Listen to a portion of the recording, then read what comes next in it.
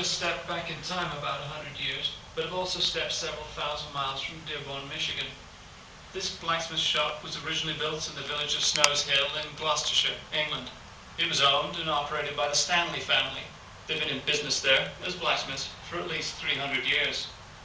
The shop is outfitted to appear as it would have been in the late 1800s, but apart from a few refinements, it would actually appear familiar to blacksmiths from many hundreds of years before then.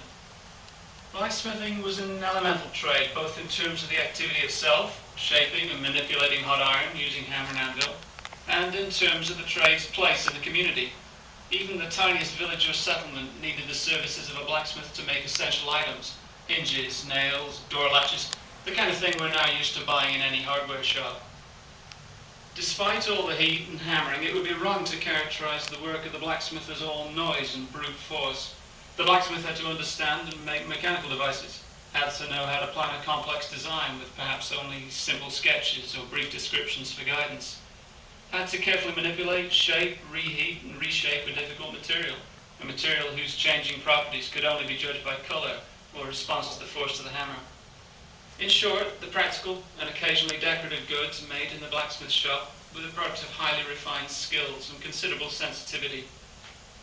By the late 1800s, the blacksmithing trade had changed. Cheaper standardized goods, made in large factories and transported by railroad, made blacksmithing less profitable. However, blacksmithing has not entirely died out. It carries on to this day, in a very limited fashion, catering to specialized markets.